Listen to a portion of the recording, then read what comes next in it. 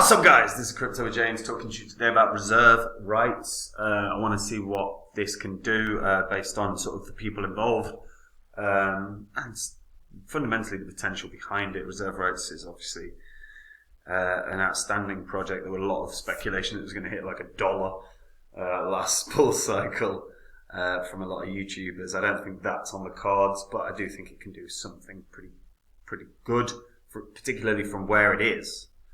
We also need to look at what's happening with Genesis. This could be a contagion event, so we have to see what it can impact and who it can impact.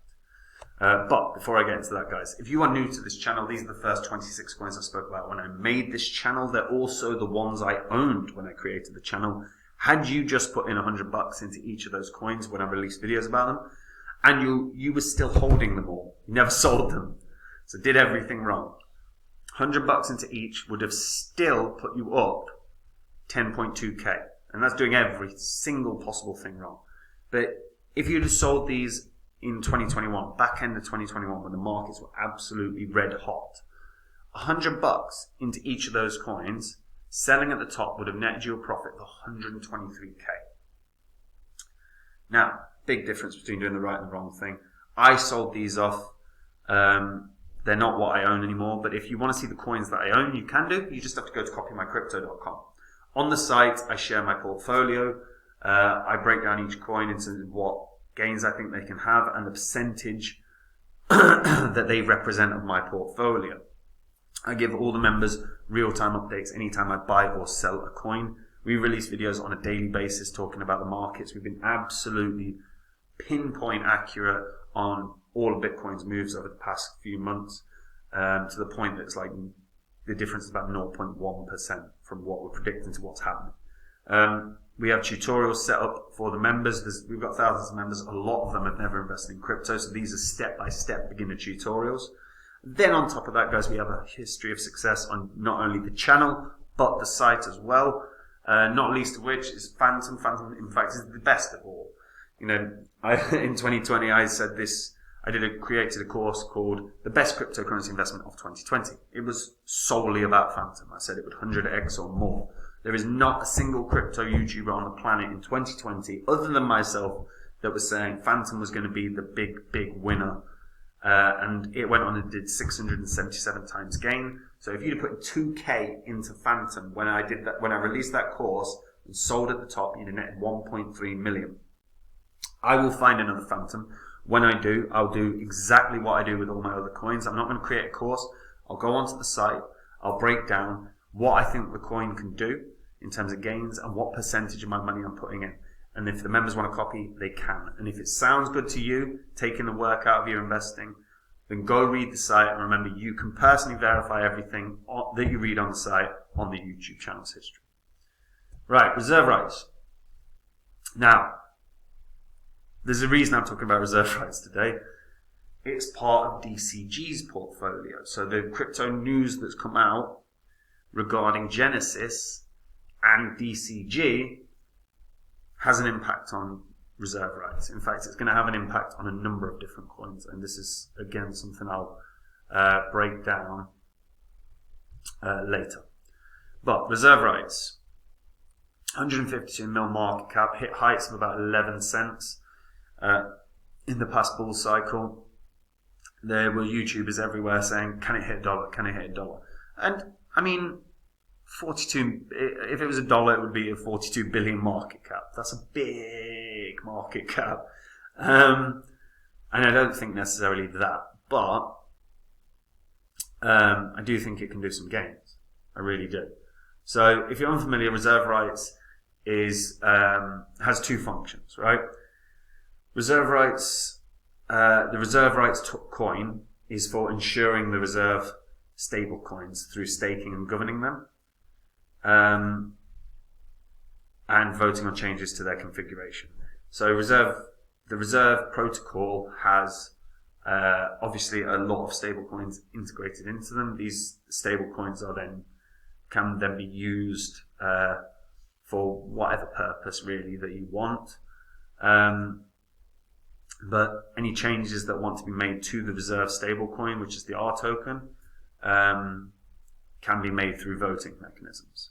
Now, in return for providing the insurance, our reserve rights stakers can expect to receive a portion of the revenue the R token they decide to insure makes. So if the R token they picked makes billions in revenue, then that is then a portion of that is disseminated across all stakers.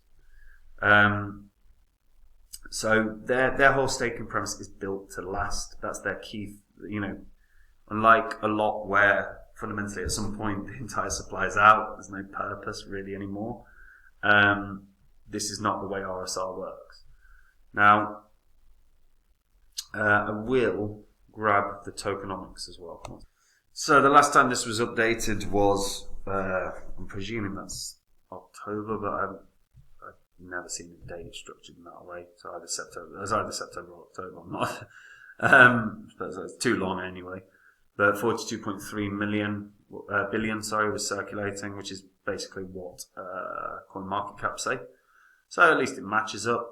In terms of token distribution, they've yet to update the sort of they've yet to update how it's going to be distributed across this year. So we see like the release schedule for the 2022 unlocking. So we're going to have to see what is to come for 2023 and more. But if you're an RSR holder, there are a couple of options of how your things are unlocked, how your tokens are unlocked. And basically, if you're an RSR holder, you just made the decision on which one you wanted, which unlock option you wanted, and then they break it down for you based on that. And that's for obviously the initial investors. Now, what I'm interested in with the reserve rights are a couple of things. Firstly, they've got the grant situation in place. I like seeing the grant situation. I talk about that every video on anything wherever it's relevant. Particularly if you're a layering solution or you're a massive protocol that you're trying to introduce new stuff to. Reserve Protocol have done hackathons. So they had their launch hackathon between October and December. I'd like to see more than just a hackathon, but they're devoting decent prize money for particular categories. Collateral plugins, and best addition to reverse ecosystem and content creation. So they had decent little things, but they don't have a fully fledged grants program like what you would want to see with a protocol that's this utilized. So I'd want to see that improve for them to really sort of strengthen what reserve rights can do. Now, in terms of their institutional, reserve institutional, this is the large transactions that they can put through for massive, massive companies, whether that's banks or whatever. Because they've got very fast throughput, because they've got very, very low fees and pretty much instant settlements, they actually can offer a very strong service to institutions, and that is something that they're clearly very keen to do. And you can start a KYC process as long as your minimum transaction is 5,000. Which, I'm sure an institution's not going to have a problem with that. I'm sure there'll be plenty of individuals that will. What I do like as well is Reserve have their Reserve app, which is the currency that they want to use, a stable currency that they want to use. That can be a form of payment or a form of exchange for services. And they have a PIP. Now, one good thing that a lot of sort of smaller a lot of apps out there don't have is peer-to-peer. So Reserve having peer-to-peer is really good because obviously it means you can start sort of moving money around with real ease. Now, I quite like this, and you can actually buy direct in the app, which again is a nice little feature because the fiat to crypto services are pretty limited. There's only there's not tons of providers out there in that regard. And the ones that are there, some jurisdictions won't allow you to deposit. Look, like in the UK, it's very hard to deposit in Binance, even now, still. So having something like this is pretty good. What I like about Reserve is, look, they've got a very clear model. Their model has been heavily used. And again, when you look at like the amount of holders within Reserve, we've got a really strong amount of holders here. Not for Etherscan, mind you. Solana, so we'll get them across all the chains. So on Reserve, we've got 12,900 holders, and you can see the respective percentage holdings. Obviously, Reserve own a hell of a large percentage. Then on Wormhole through Solana, you've got. They're not going to tell me the holders, so that's very annoying. So the circulating supply is it's only 3 million on Solana, and it's only 300,000 on Genesis. 68 holders, 68 addresses. Now, 13,000 holders, it's okay. It's not actually amazing. I did actually expect far better.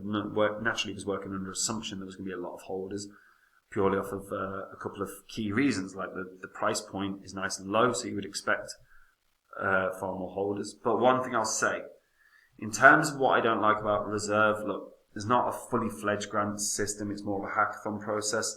The volume for Reserve on a 24-hour basis is piss poor. I know 7.6 million sounds a lot, but it's not really great for 150 mil market cap. And Reserve has been really dwindling in terms of volume, because but even in the bull cycle, even at its peaks, we weren't. The best we saw was 500 million, which is obviously a ton more. But right now, I would want to see volume increasing. The fact that the volume has been dwindling day after day for quite an extended period of time does suggest there's people that are left from being a holder. They're selling up. The grants program needs sorting, and the final question is: Are they going to be negatively impacted by the situation around Genesis and DCG right now? Because DCG are in trouble in some degree, in reasonable degree. I think Reserve Rights has so many utilities. I'm not a big fan of a payment utility generally, but I do think that the way that their app's going to work, and the way their app does work, is hugely beneficial for a lot of people globally. I think I can see a lot of businesses wanting to utilize Reserve Rights for the sort of transactional speed and the finality of the transactions, and I do still believe this can run back up to the sort of 8-cent region, which is about 25x from where it is now. That is actually quite achievable, especially when you realise that, a lot of the volume when the market was at its peak was hovering around that 8-cent region. It had a moment in time where it really flew up to 11 cents, but the majority of that bull cycle momentum was hovering around 8 cents. There's going to be clear sort of resistance around there, which is where, if the market in the next bull cycle, if it runs up to that sort of 8-cent region, I'd expect there to be a significant amount of resistance there. Now, the other thing that I would be, and there is one other thing that I'm not over the moon with, is that you can't see the token distribution model for the next year. They're doing it year on year, and because of the multiple options, assessing the amount of tokens that will be out in 2 years' time, a lot trickier. But given the huge amount that there already is, I can't imagine that there's going to be enough tokens created or tokens distributed that are going to alter the price prediction significantly. 8 cents would put it at a market cap of like 3.2 billion, which is very achievable given that it's already hit that. I mean, for a long, I still think this is a great long-term investment. But yeah, there's a few things that I still think need tightening for reserve rights, and if they're tightened, I think 8 cents could be smashed, and we could be looking at quite a bit higher in terms of price potential. But it's got to fix the grant system. It's got to start getting volume through. It's got to actually advertise to bring holders, because the holders is actually quite, looking at it, 13k. I expected way more than 13k. So that would, personally, I'd want to see that increase to at least double, if not treble. And that probably would happen in a bull cycle, probably not during a bear. But what do you guys think? Let me know in the comments down below. Are you a fan of reserve rights? If not, why? Are you concerned about it as just a payment solution? Because the thing is obviously they are a very strong DeFi protocol because of the R tokens that are created and the insurance around the R tokens, which also means they're a more secure base because you've got an insurance protocol built in. So less risk is associated with reserve rights than, say, another coin, most other coins in your sort of 100 to 200 bracket. But let me know what you guys think in the comments down below. And if you're a returning viewer, hit the subscribe button. You don't want to miss the videos. It'll make you money. And before I get into the Genesis story, if you want to see the coins I own, go to copymycrypto.com. It's where I share every coin I own, every one I buy, every one I sell. I release videos on a daily basis. We've been absolutely nailing it to like an infinitesimal difference between what we predict for Bitcoin and what Bitcoin hits. On top of that, huge history of success on both the channel and the site, not least of which is obviously Phantom, that did a 677x. And when I find the next Phantom, I go on my site, instead of making a course, I tell the members about it, I tell them what gains it can have, what percentage of my money I'm putting in, and if they want copy, they can copy and make the same gains. If you want to take the work out of your crypto investing, go read the site and verify everything you read on the YouTube channel's history. You can do that. And if you like it, maybe I'll see you there, guys. Now, Genesis. So the Genesis lending business is filed for bankruptcy, but basically 3 subsidiaries of Genesis Global Capital, Genesis Global Holdco LLC, 3 subsidiaries, 2 subsidiaries of that, have filed for voluntary petitions for bankruptcy court. They all fall under the umbrella of the Digital Currency Group. Now, the Digital Currency Group own a shit ton of things. They own CoinDesk, which is obviously the site I'm on right now. The Digital Currency Group also are integrated with a number of different things, like Grayscale, the Grayscale Trust, or Bitcoin Trust. They also owe a ton of money to Gemini. They also own a ton of money, like Genesis themselves owe 3.5 billion, I think it is, to its top 50 creditors. But they could have up to $10 billion in liabilities. So huge amounts of liabilities. And, like I said, they're intrinsically linked to Grayscale. Grayscale share the same parent company.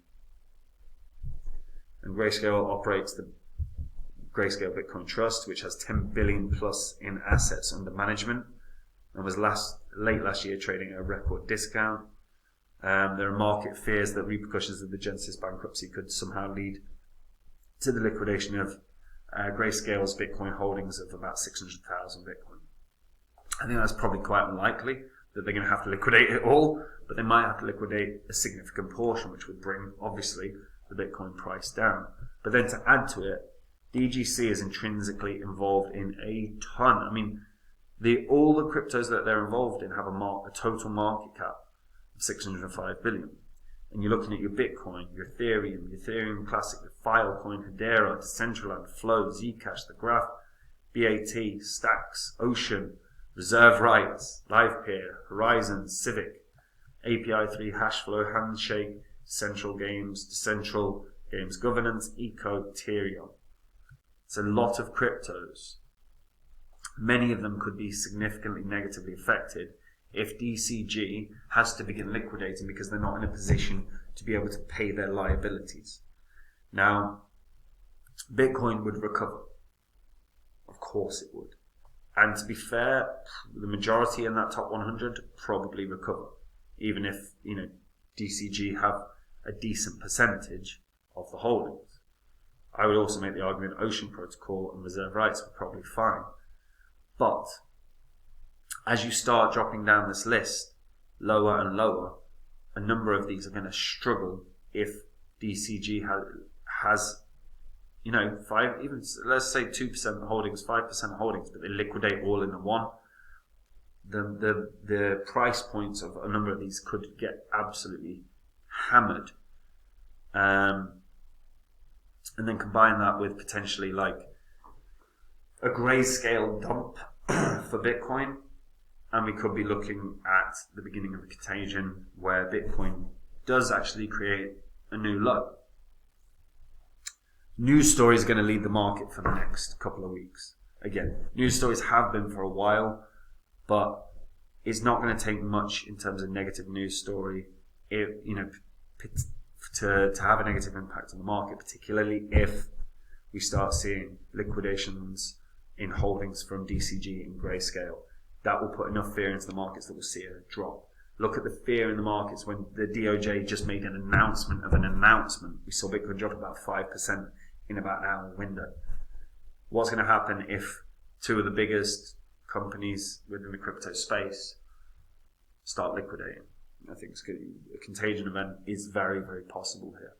This is going to be a really interesting situation that's going to play out over the next couple of weeks, and news stories are going to move the market massively, I'm expecting. But again, what do you guys think? And if you're a holder of any of these, do you have any concern, particularly the low cappers? Do you have any concern with DCG certainly having a number of the coins that you're also holding? Let me know in the comments down below. And that's it from me, guys. Take it easy.